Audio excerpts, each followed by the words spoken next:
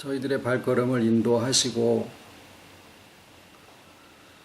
사망의 음침한 골짜기로 다닐지라도 또 푸른 초장에 누일지라도 우리를 홀로 두지 아니하시고 우리를 아신 바 되시기가 영원에 근본하셔서 변함없는 사랑으로 우리와 함께 하심을 감사를 드립니다.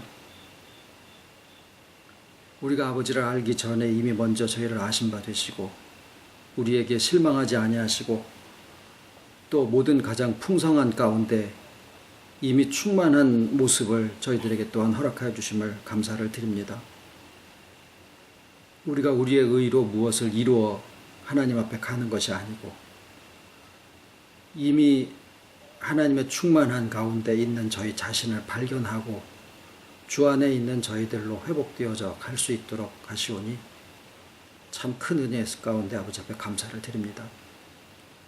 사랑하는 고집사님 가정에 오늘 또 저희를 한자리에 모아 예배드리게 하시고 또 기뻐 받으시는 중심 가운데서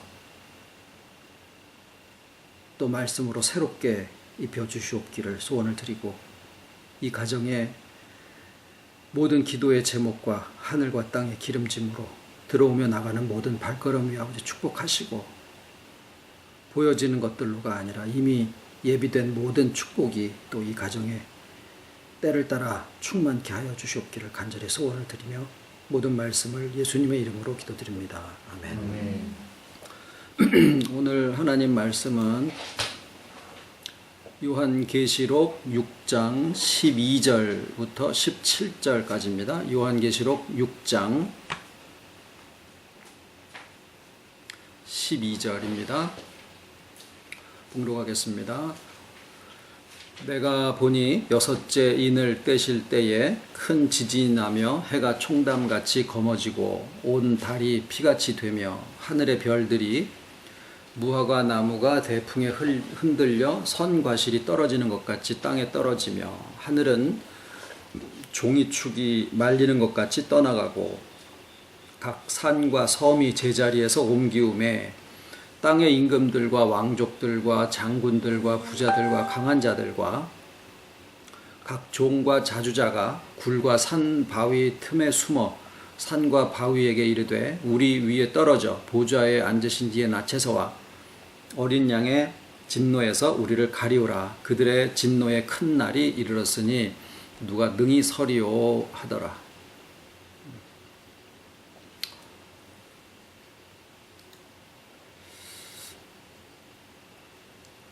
저희가 지금 요한계시록을 하고 있는 중이라 여기 오늘 내일 일을 모르다 보니까 여기 올 생각을 전혀 못하고 근데 어디에 딱 맞는 말씀이 따로 있는 게 아니라 또 성령님이 비춰주시면 또 그 가운데서 다 은혜 가운데 역사하리라고 믿습니다. 요한계시록은 참 접근하기가 쉽지 않다라는 생각을 일반적으로 하죠.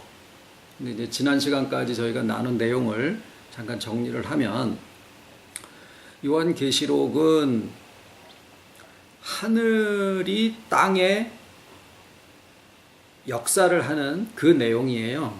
그래서 굉장히 상징이나 이런 것들도 많이 있어서 더 이해하기가 쉽지 않다라고 생각을 하는데 문제는 이 하늘이거든요. 하늘을 어떻게 생각할 것이냐. 하나님의 계시는 하늘과 또 예수님 어린 양이 보좌를 두신 하늘이 어디냐. 이제 그 과정을 좀 여러 시간에 걸쳐서 말씀을 나눴기 때문에 그냥 결론만 오늘은 좀 잠깐 이렇게 정리를 하고 오늘 내용에 대해서 좀 설명을 드리려고 합니다. 자, 하늘은 보이지 않는 세계인데 우리가 살고 있는 이 세상에 일어나는 일들이 실상 같지만은 실상은 보이지 않는 세계에서 욥이 그 시험을 당할 때 하늘에서 하나님과 아들들 사이에서의 의논이 있었죠. 그러듯이 우리가 지금 나의 일상 속에서 보여지는 일들이 진짜 같고 사실 같고 그래 보이지만은 그런 것들을 움직이는 실상이 이 보이는 세계의 이면에 거기가 이제 하늘이고 거기에 하나님의 보좌가 있으시고 거기에서 하나님께서 주관하시는 바가 겉으로 나타나게 되는데, 이제 문제는 그런 거는 이제 믿는 사람들이 다 익히 잘 알고 있는 내용이죠. 근데 이제 문제는 그 하늘이 또 우리의 인격으로 치면은 우리의 인격의 내면을 또 하늘이라고 그러셨더라 그 말이에요. 그런데 이제 한 가지 원리는 뭐냐면, 우리 속에 있는 어린 양의 보좌, 요한복음 7장에 보면은 뱃속이라고 표현이 되어 있는데, 실상은 그 뱃속이 여기 밥 먹는 배가 아니고 우리 인격이 이렇게 깊이가 있죠. 근데 그 가장 깊은 속은 우리가 화내고 기쁘고 슬프고 해도 심해의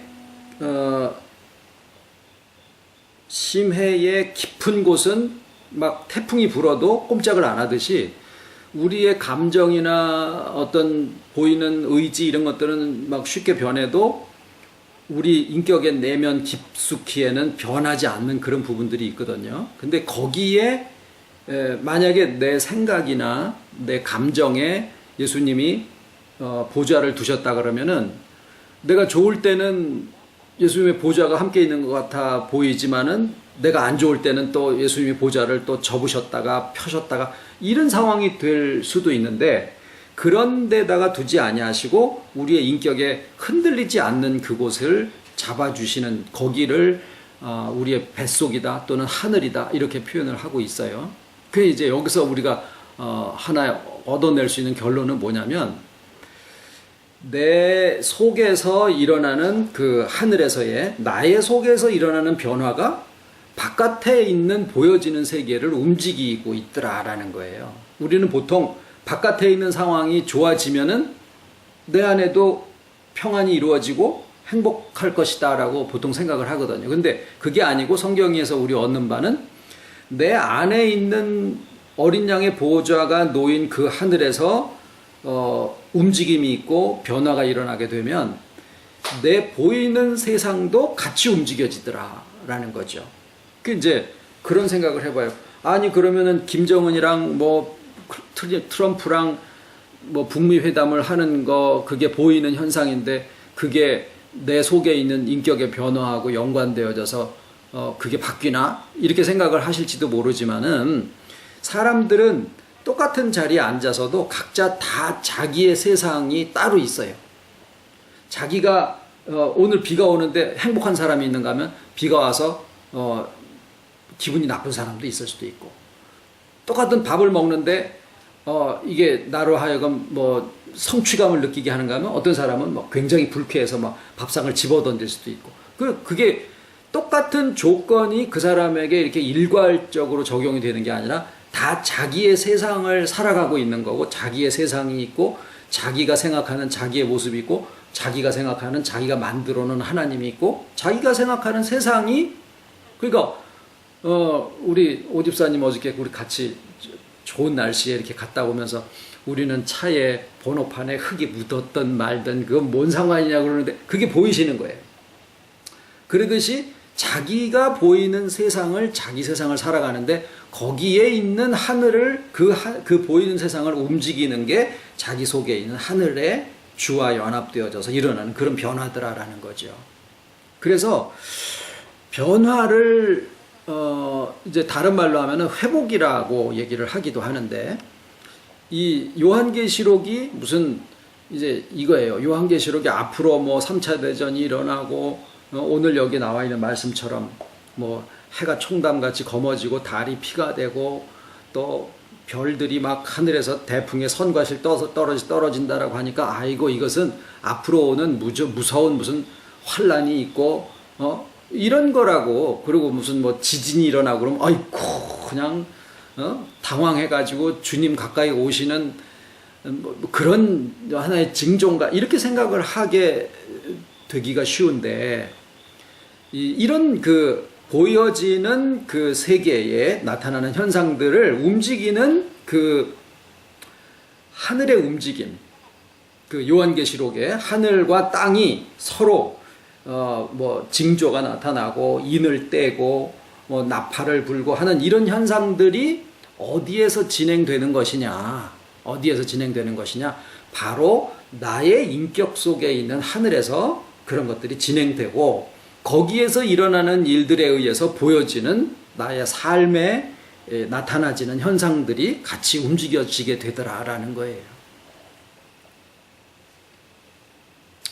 자, 오늘은 이제 그 중에 여기까지가 그래서 5장에 인을 이제 책이 있는데 그 책에 7개의 인이 이렇게 박혀 있고 그것을 뗄 자가 없어서 울었더니 그것을 어린 양이 떼셨다.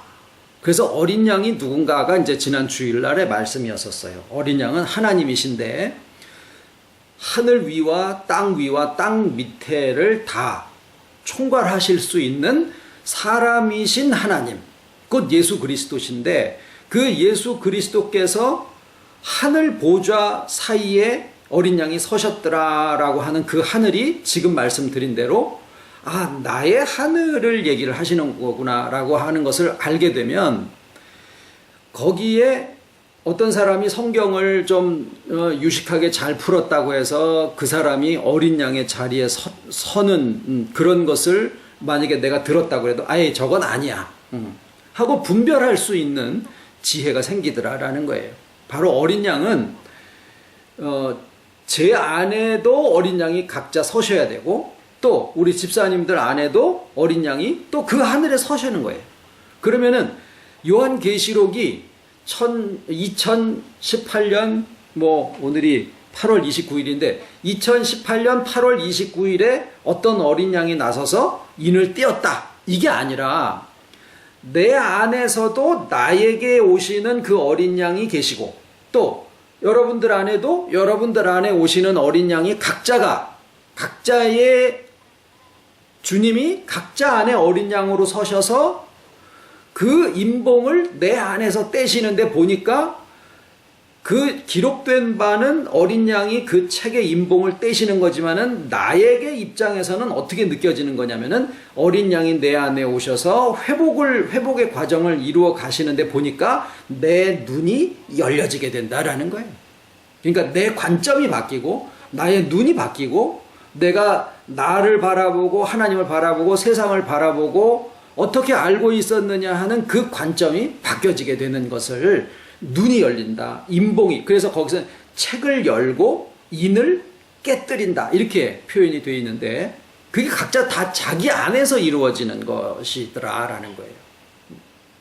그래서 요한계시록은 어떤 사람이 이렇게 지금 이제 요한계시록을 풉니다. 그래서 그 사람이 뭐 어린 양이 되고 이게 아니고 각자 다 자기의 책이에요. 요한계시록이 내 책이요.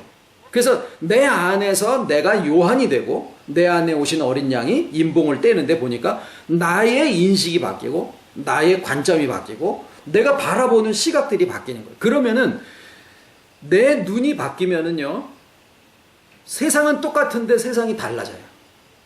그러니까 이게 비결인 거죠. 세상이 달라져서 내 안에 행복이 오는 게 아니고 내 눈이 열려서 내 눈이 관점이 바뀌게 되면은 똑같은 세상이 다른 세상으로 바뀌게 되어진다라는 거예요. 자, 여기까지를 말씀을 드리면서 오늘 내용을 좀 다시 상고를 해보겠습니다. 오늘 내용은 7개의 인을 쭉 떼어 가시는 과정이 있는데 여기서 이제 신학자들이 좀 오류를 갖게 되는 게 뭐냐면 첫 번째 인은 뭐고 두 번째 인은 뭐고 세 번째 인은 뭐고 이렇게 접근을 해가면 7개의 과정으로 쪼개져야지 되는 결과가 돼서 거기에서 청황색 말이 뭐고 무슨 뭐 검은색 말, 흰 말이 뭐고 이런 쪽으로 들어가기 시작하다 보니까 이게 복잡해지는 거예요. 또 구구각각으로 설명도 많고. 근데 7을 그냥 하나님의 완전수. 그러면은 지난번에 첫 번째 7의 그룹이 뭐가 나왔냐면은 에베소, 서머나, 보가모, 두아디라, 사데, 빌라델비아, 라오디게아 7교회가 나오는데 에베소 교회가 제일 1번으로 나오죠. 그렇다고 해서 에베소 교회가 제일 좋은 것이냐? 아니에요. 제일 칭찬 일색으로 받은 교회는 빌라델비아 교회예요. 6번째 나오는 교회예요. 그렇다고 6번째가 다 좋은 것이 그것도 아니에요. 그냥 에베소 교회와 서머나 교회의 차이나 서열, 순서 이런 게 중요한 게 아니라 전체가 다 하나님의 교회 이렇게 봐야지 되듯이 7인을 첫 번째 인이 떨어지고 그 다음에 두 번째 인이 떨어지고 거기에서 나타나는 결과 이렇게 볼 것이 아니라 인을 떼는 그 전체의 과정 이렇게 우리가 좀 크게 접근을 해보자 그 말입니다. 그 중에 그러면 이제 아까 말씀드린 대로 인봉이 떨어지면 눈이 열리면 내 관점이 바뀐다. 자, 요것을 우리가 두고 6째 인을 떼는 것이 오늘 우리가 같이 읽은 내용이신데 6째 인을 뗄 때 보니까 여러 가지 일들이 많아요. 지진이 나고 그냥 다시 쭉 그냥 한번 보시면은요. 해가 총나같이 검어지고 달이 피가 되고 별들이 떨어지고 그 다음에 하늘이 종이축같이 떠나가고 산과 섬이 제자리에서 옮기움에 그 다음에 임금, 왕족, 장군, 부자, 강한 자, 자주자, 종이 막 그 진노에 우리를 가려라 이런 내용이에요. 6째 인을 떼실 때에. 그러니까 이렇게 보면 막 재앙이고 환란이고 뭐 천재지변이고 뭐 이런 거죠. 그래서 이런 내용들을 이제 우리가 이걸 어떤 관점으로 볼 것이냐라는 것을 좀 결정을 지어야 돼요.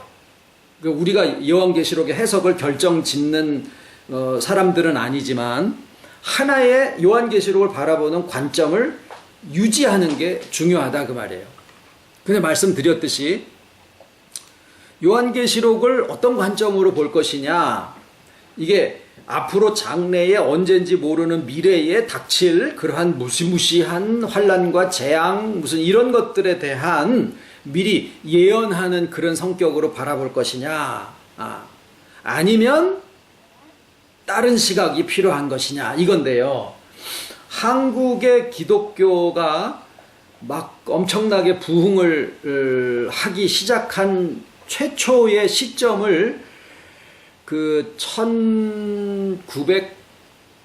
1905년인가 평양의 대부흥 성회를 한 데서부터 꼽는 게 공통적이에요. 그때 그 집회를 주관하셨던 목사님이 길선주 목사님이라고 그분에게서부터 이제 막 그냥 강단에서 자기의 막 치부를 드러내고 막 그러면서 이제 회개의 역사가 일어나고 그래가지고 이제 그 역사가 막 점점 퍼져서 이제 남한에까지 내려왔다. 이게 이제 일반적이고 그런 것을 하나의 프로그램화 해가지고 어떤 교회에서 사용을 하게 지금 그러고 있는 상황입니다만은 이 길선주 목사님이 우리가 잘 모르는 것 중에 하나는 뭐냐면 1912년인가를 예수님의 재림 시기로 때렸다가 그게 허사로 돌아가고 1930년인가를 또 했는데 안 된 거예요.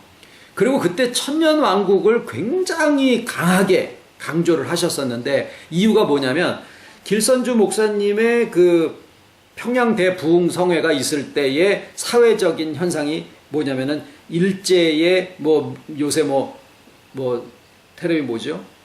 미스터 선샤인 거기에 나오는 그 시대예요. 이게 민영환 뭐 이런 사람들이 나라 팔아먹고 있는 상태라 막 민심이 흉흉하고 우리나라가 없어지는 그런 슬픔 속에 있는데 그러다 보니까 뭐예요? 천년왕국을 얘기하고 주님이 재림하신다라는 이야기가 막 불꽃처럼 퍼져나가기 시작한 거예요. 무슨 뭐 신학이고 이런 것들을 따지지 않고 주님이 오셔서 이 땅에 한국이 망해도 주님의 천년왕국이 이루어진다고 하니까 일제의 나라가 넘어가도 우리는 상관없어. 주님의 나라가 되니까. 그래가지고 그냥 그게 확 퍼진 거예요.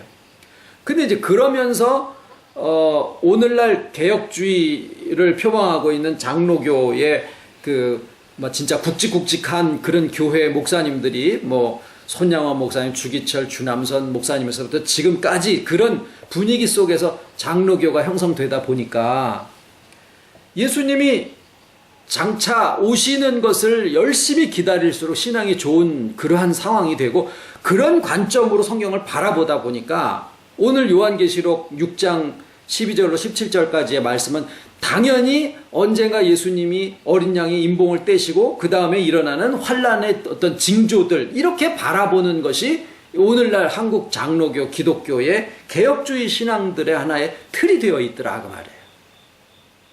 그래서 조금 전에 이제 서론으로 말씀드린 이 요한계시록은 나의 책이다.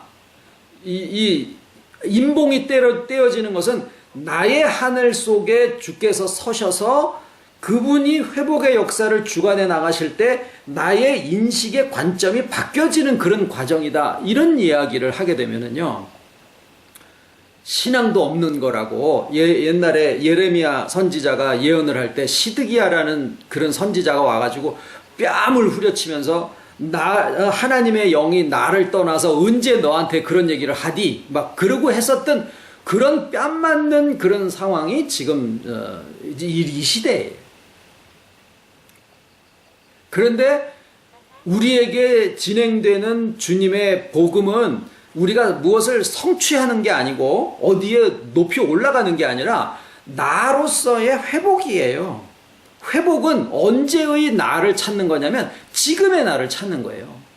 어제의 나, 16살 때의 나, 5살 때 상처받지 않았을 때의 나, 아니면 미래의 장차 무슨 내가 피아니스트가 되고 이것을 얘기하는 게 아니라 하나님 안에 감추어진 나 자신의 본래의 모습, 그것을 찾는 것이 그게 회복이에요. 그래서 우리는 오늘을 산다 그러죠.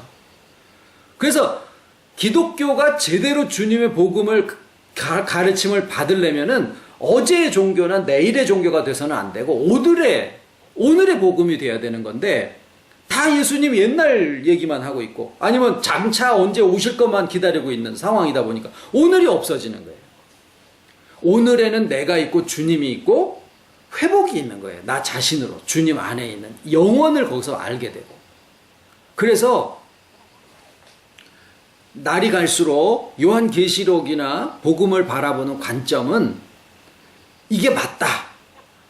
그리고 이런 관점으로 성경을 바라보고 있는 목사님들, 사역자들, 신학자들이 점점 많아지고 있는 그런 느낌들을 받아서 굉장히 희망적이다라는 생각을 하면서도, 이게 관점을 바꾸는 게 그냥 개인으로서는 쉬울 수 있을지 몰라도 하나의 교단이 바뀌고 교회가 바뀌고 진짜 교계 자체가 어떤 교리의 체계 자체가 바뀐다라고 하는 것은 좀채로 어려워요. 왜냐하면은 다 기득권을 놓지 않으려고 하는 것 때문에 그렇습니다. 옳은 줄 알면서도 내가 이 교단에 속해 있는 한은 이 가진 기득권을 놓칠 수가 없기 때문에, 그래서 그것이 옳은 줄 알면서도 그쪽에 마음을 주지 못하는 경우들도 있어요. 목사님들 가운데. 그게 이제 오늘날 개혁주의를 내세우고 있는 목사님들이 가지고 있는 하나의 난처함이에요. 전통은 주님 오실 거를 열심히 기다려야 되는데 복음이 얘기하는 거를 자꾸 찾아서 들어가다 보면은 분명히 자기 안에서 역사하시는 주님이 어떻게 나를 회복시키는가 하는 거에 대해서 말씀을 하고 있는 것들이 보이는데 어떻게 해야 되느냐, 이런 관점이죠. 자, 저희는 분명하게 다시 말씀을 드립니다마는 요한계시록은 내 안에서 성취되어지는 나의 회복의 역사를 말씀을 하는 것이다 라는 말씀을 드리고, 그러면 이제 오늘의 해와 달과 별이 막 검어지고 피가 되고 이러는 것이 저 보이는 해, 달, 별일 것이냐? 아니다라는 거죠. 하늘이 떠나가고, 뭐냐면은요, 자기가 가지고 있는 이 보이지 않는 세계에도 다 체계가 있는데 그 체계가 자기 자신의 현재 모습을 만들어내요. 세상에 보이는 대로 내가 체계를 이렇게 수정해서 가지는 것처럼 보이지만은 자기가 가지고 있는 체계를 가지고 모든 것들을 바라보게 돼 있어요. 인간이라는 사람들이 다 그렇게 구조가 돼 있어요. 거기에 신앙도 마찬가지입니다. 신앙도 나름대로의 신학을 다 가지고 있는 거예요. 교인이 10명이면은 10명이 다 다른 신학의 체계를 가지고 있어요. 왜? 경험이 다르니까. 그래서 거기에 하늘이 있는데 그 하늘을 구성하고 있는 하나의 주관하는, 그래서 이 보이는 해, 달, 별이 아니다라고 하는 것을 어디서 찾아낼 수 있냐? 창세기 1장에 하나님이 네 번째 날 하늘의 광명을 만드시는데 저 보이는 광명이라고 하면은 그냥 자기가 떼대서 돌아다니는 것밖에 없어요. 빛을 내고 이런 것밖에 없지, 여기에 주관이라는 말을 씁니다. 주관이라는 건 다스린다 이런 뜻이에요. 그거는 인격을 가지고 의지를 가진 존재가 어떤 의지적으로 어떤 행사를 한다 이런 뜻이죠. 해가 하늘에서 이렇게 쭉 비치면 그 영향력으로 뭐 풀이 자라고 뭐 나물이 자라고 이런 것을 주관한다고 표현하지는 않아요. 하다못해 주방에서 내가 내 의지대로 오늘 저녁에는 뭐를 만들고 이런 의지적인 선택과 행동 이런 것들을 주관이라고 하죠. 해와 달과 별에게 주관이라는 표현을 썼다라는 것은 인격의 일부분을 얘기하는 것이지 보이는 세계를 얘기하는 게 아니다라는 겁니다. 그런데 그런 것들이 다 바뀌어지는 거예요. 어린 양의 회복의 과정은 그래서 나의 행동이 바뀌고 내가 가지고 있는 무슨 조건이 바뀌고 이런 것으로 시작하는 게 아니고 뭐가 바뀌는 것이냐? 주님이 내 안에서 인봉을 떼시기 시작하면 내가 가지고 있는 신학에 대한 관점, 주님에 대한 관점, 하나님에 대한 신앙관, 자기 자신의 인격에 대한 어떤 생각 이런 것들이 바뀌어지는 것을 해가 바뀌고 달이 바뀌고 지진이 나고 이런 식으로 표현을 하고 있어요. 각 산과 섬이 제곳에서 제자리에서 떠나간다 그러죠. 누가 물어요? 내가 지금 여수에 주로 가 있는데 여수의 여수 주변에 남해안에 섬이 365개래요. 아유, 왜 그렇게 섬이 많아요? 그래서 이제 뭐라고 설명을 했냐면, 산맥이 소백산맥, 태백산맥 이런 산맥들이 쭉 내려오다가 그냥 바다까지 계속 이어지는 건데 거기 바닷물이 잠겨서 그게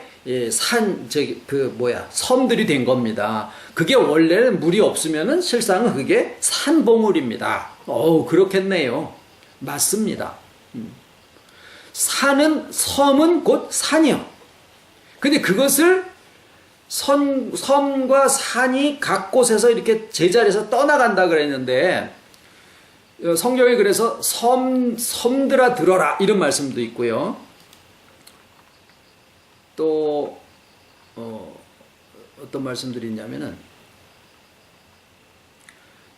섬들아 내 앞에서 잠잠하라 이사야 41장 섬들아 나를 들어라 이사야 49장 너희 높은 산들아 이렇게 표현을 하기도 해요. 시편 68편.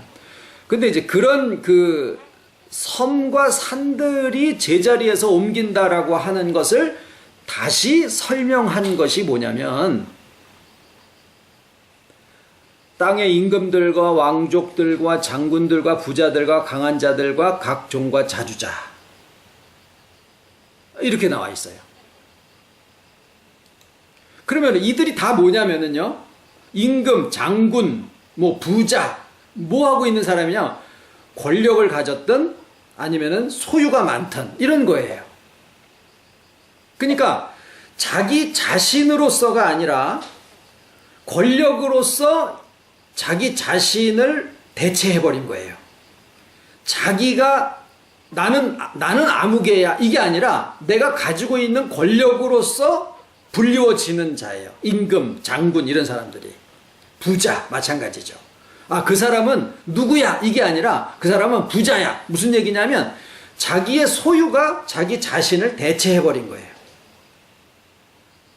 창세기 3장에 나와 있는 것처럼 하나님에게서 떠나간 자들이 결국 흙으로 빚어진 바가 되어져서 가만히 두면은 스스로는 소멸돼서 없어져 버리는 존재인 것을 알게 됐을 때 내가 결국 아무것도 아니네 라는 것을 알았을 때 느끼는 느낌이 두려움인데 그 두려움을 그래서 어떻게 합니까? 자기 자신의 본질을 알았을 때 인간이 취하는 행동은 그걸 즐기는 게 아니죠. 어떻게 해야 돼요? 덮어버리는 거예요. 그 덮으면서 자기 아무것도 아닌 자기를 대체할 수 있는 것을 끌어모으기 시작하는 거예요. 그게 소유고 권력이고 그런 것들이. 그래서 그런 것들이 자기인 줄 알고 평생을 그걸로 자기 자신을 대체해가지고 살아가고 있는 것이 인생살인데 나중에 가서 보니까 큰 나무에 잎사귀 다 떨어지고 나니까 남는 게 없죠. 사람도 없어져, 재산도 없어져, 건강도 없어져, 이빨도 다 빠지고 이래 다 하고 난다. 마지막에 남는 게 뭐예요? 자기 자신밖에 안 남는데 그 자기 자신에 대한 것을 젊었을 때 찾지를 못하고 그냥 그 허우대에 있는 것만 가지고 그게 자기인 줄 알고 평생을 살면서 세월을 허비하다가 나중에 가서 자기의 본질을 찾았을 때는 이미 다 지나가 버린 끝이 되더라라는 거죠. 그게 인생이에요. 창세기 3장이 인생의 그냥 단면을 그냥 쫙 보여주고 있는 것인데, 그 사람들을 가리켜서 섬이다 또는 산이다, 자주자다. 여기에 자주자는 좋은 의미가 아니에요. 지금 임금들, 무슨 뭐 장군들, 부자 이렇게 쭉 나오잖아요. 그게 다 자주자라고 표현되어 있지만, 자기 혼자서 나 혼자만 있어도 하나님 없이, 이런 것만 있어도 나는 임금이니까, 부자니까, 권력을 가진 장군이니까 나는 괜찮아, 그러는 사람이 하나도 없더라라는 거죠. 근데 이제 거기에 한 가지 좀 이해 안 되는 양반이 하나 끼었죠. 뭐예요? 종은 스스로 선자주자들의 범주에 포함되지 않는 자잖아요. 권력이 있는 것도 아니고. 종이 뭔 권력이 있어? 무슨 소유가 있어? 요거는 다른 데서 찾아야 돼요. 앞에 있는 양반들이랑 다른 부류에서 찾아야 돼. 그건 뭐냐면 종교성이에요. 종교성. 세상에서는 스스로를 종이라고 지칭하는 그러한 사람이 없어요. 어디에서만 합니까? 교회에서만 그러죠. 근데 종이요. 왜 그럴까요? 이거는 소유로 자기를 대체하거나 나무 뒤에 가서 숨어서 권력으로 자기 자신을 삼는 그 부류가 아니라, 선악을 알게 하는 나무의 실과, 선악과, 먹는 과실이 아니죠. 그러니까 모든 종교가 선을 정하고 있어요. 하다못해 미국 사람 하나를 때려주면 당장 내가 천국에 가가지고 뭐 미녀들이 내 주변에 얼만큼 뭐 이런 식의 선이라도 어떤 선을 다 얘기해. 모든 종교에 선과 악을 규정하지 않는 종교는 종교가 아니에요. 다시 말하면 모든 종교는 선과 악을 규정하는 것을 종교라 그렇게 얘기를 합니다. 그런데 그것을 추구하는 방식이 뭐예요? 선을 계속 추구하면 완전해진다, 그거예요. 하나님이 된다, 뭐 완전해진다, 어떻게 된다, 뭐 이런 것들이에요. 방법은 다 다르지만. 근데 어떻게 됩니까? 끊임없이 추구만 하고 그것을 추구하는 방법이 자신의 수고와 열심 뭐 이런 것들로 하잖아요. 봉사가 됐든 뭐 희생이 됐든 아니면은 뭐 구역 예배를 열심히 보는 거예요. 어떤 것은 간에. 예? 그런 것으로다가 추구해 나가는 방법을 삼아가지고 선을 계속 행하면 하나님처럼 된다. 복음은 그게 아니에요. 복음은 그게 아니라 주께서 내게 오셔서 나와 하나 되셨다라는 사실을 내가 인식하는 데서부터 회복이 진행되는 거예요. 내가 성취하는 게 아니라 이미 하나님 안에 있는 내 자신을 발견하는 거다라는 거예요. 그러니까 일종의 깨달음이에요. 뭘 하는 게 아니라. 그러니까 이 종교라고 하면 기독교는 신앙이지 종교가 아니다라고 얘기를 할지 모르지만 내부적으로 하고 있는 방법론이나 추구하는 목표를 보면은 여타 종교에서 하고 있는 거랑 다르지 않다라는 거예요. 그러고 있는 동안에 자기 자신은 어떻게 돼요? 완전을 기준으로 삼기 때문에 늘 거기에 미달하는 거예요. 그래서 뭐라 그래요? 종이라 그러는 거예요. 늘 정죄감의 부분이 남아있게 돼 있어요. 그래서 이거는 왜 그러느냐? 하나님이 완전하시고 나는 불완전하다라는 이번 기본적인 가정, 그리고 우리의 신앙은 우리 불완전한 자들이 나의 수고에 의해서 완전한 대로 향해서 나아가는 것이다 라고 하는 이런 방법론적인 오해. 그러다 보니까 자기 자신은 늘 죄인 이렇게 되는 거고, 지금 회복의 말씀은 뭐냐면 하나님이 계신 곳이 저 높은 하늘의 완전함이 아니라 뭐예요? 나의 눈높이다라는 거예요. 나 있는 이 자체에 내려와서, 복음은 우리가 올라가는 게 아니라 주께서 내려오셨다라는 것을 내가 인식하는 게 복음이에요. 그러니까 내 있는 자리에 와주셨으니까 내 있는 그대로를 인정을 해주시는데 내가 나를 인정 안 할 리가 없는 거죠. 그래서 우리는 지금 출발이 나고 나와 함께 하시는 주님이고, 회복된 모습도 내가 아브라함이나 다윗이 되는 게 아니고 회복된 모습도 주와 하나 된 나요. 그것이 하나님 안에 원래 있던 나다라는 것을 내가 인정하고 인식하고 깨닫는 거다라는 거죠. 그래서 우리는 질지 이길지 모르는 싸움을 해나가는 군사가 아니라 이미 성취되어 있다라는 사실을 알고서 그것을 믿어들이고 받아들이면은 그게 내가 이기는 싸움이다라는 거예요. 작은 차이 같으나 엄청난 차이입니다. 그런데 이제 이런 내용을 우리가 알고, 아, 그렇구나, 내가 회복이구나, 성취가 아니라 회복이구나, 이런 것을 알았다 손 치더라도, 여기에 이제 오늘 읽으신 말씀에 임금과 자주자들과 장군들과 부자들과 이런 사람들이 다들 두려워 떨지요. 그게 뭐냐면 지금까지 살아온 내 자신이기 때문에 그래요.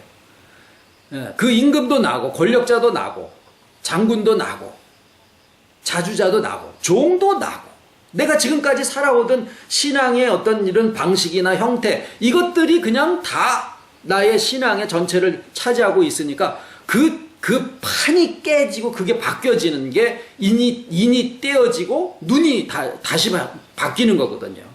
그러니까 그런 모든 시스템이 다 예수님이 실상은 왜 십자가에 죽으셨냐면은 사회적으로는 그때까지 내려오던 모든 판을 뒤집어 엎으셨기 때문에 그래요. 그들에게 결탁해서 그들이 써오던 방식이나 추구하는 목표를 그대로 답습을 해서 그들 중에 위에 서서 뭐 이렇게 하는 것이었다면 십자가에 돌아가시지 않을 수도 있는데, 판을 바꾸니까. 판을 바꾸신 게 아니라 그게 원래지요. 그게 원래죠. 하나님이 원래 사람한테 허락하신 진리가 그거죠. 지금도 마찬가지라는 거죠.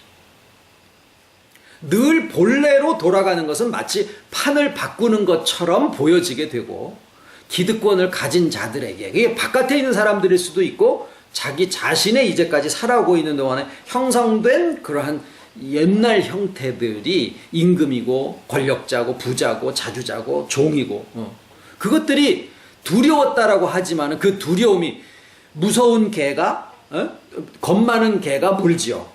그 두려운 내 자신이 자기 무너질 것을 두려워가지고 하는 소리가 산아 날 가리워라, 바위야 날 가리워라, 누가 어린 양의 진노에서 나를 가리우랴. 그건 뭐냐면 무너져서 이제 더 이상 그것을 안 해도 되는 나 자신이 지금까지 있었던 그 모든 것들이 없어질 것 같은 그런 두려움 속에서 하는 소리더라라는 거예요. 그래서 이것을 그냥 보면은요, 굉장히 이 관점을 입장을 어디서 잡아야 될지 모르는 것처럼 들려질 수 있지만은, 실상은 오늘 읽은 말씀도 뭐 어린 양의 진노가 나오고 무슨 뭐 저주가 나오고 이러니까 무슨 뭐 굉장히 벌받는 느낌이지만은, 실상은 오늘 말씀이 우리의 눈이 원래대로 돌아가는 거니까 이게 복음이에요. 은혜고 희망을 얘기하고 있는 거다라는 거예요. 네, 주님 가르치신 기도로 마치겠습니다. 하늘에 계신 우리 아버지, 이름이 거룩히 여김을 받으시오며 나라의 임하옵시며 뜻이 하늘에서 이룬 것 같이 땅에서도 이루어지이다. 오늘날 우리에게 일용할 양식을 주옵시고 우리가 우리에게 죄 지은 자를 사하여 준 것 같이 우리 죄를 사하여 주옵시고 우리를 시험에 들게 하지 마옵시고 다만 악에서 구하옵소서. 나라와 권세와 영광이 아버지께 영원히 있사옵나이다.